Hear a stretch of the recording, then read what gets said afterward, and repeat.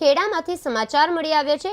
નડિયાદમાં આવેલ વાલ્લા ગામ ગેરકાયદેસર ખોદકામ ઝડપાતા ખાણ ખનીજ વિભાગની ફ્લાઇંગ સ્કોડ અને ગાંધીનગર દ્વારા વિશેષ ચેકિંગ કરવામાં આવ્યું હતું। ચેકિંગ દરમિયાન વાલ્લા નદીના પટમાં અનેક ગેરકાયદેસર ખોદકામના શંકાસ્પદ કામો ચાલી રહ્યા હતા અને ત્યાં એક હિટાચી મશીન સહિત 2 ડમ્ફરો ઝડપી લેવામાં આવ્યા હતા। પકડાયેલા હિટાચી મશીન અને ડમ્ફરોને નડિયાદ કચેરી તરફ લાવવાની પ્રક્રિયા ચાલી રહી હતી। ત્યારે એક ડમ્ફરો પાછો ફરવાનો પ્રયાસ કરતા તે રોડ પરના ઇલેક્ટ્રિક પોલને અથડાયો હતો। આ અથડામણમાં રોડની રેલિંગ તૂટી જતા આજુબાજુમાં નુકસાન થયું હતું। ઘટના સ્થળે નડિયાદ MGVCL દ્વારા કાયદેસર નાણાં વસૂલાતની કાર્યવાહી લેવામાં આવી છે।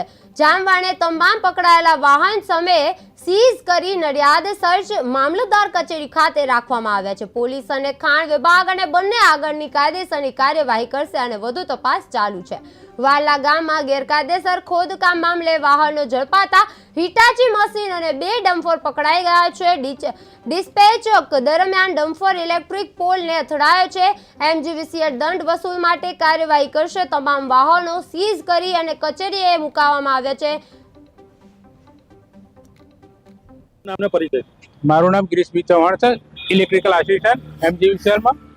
આ કોઈક ડમ્ફર વાળે કંઈક 2 દિનથી ચલાવે ને ટીસી સ્ટ્રક્ચર ને તે તોડી નાખ્યું તમારું, એટલે જે MGVCL ભાઈ અમે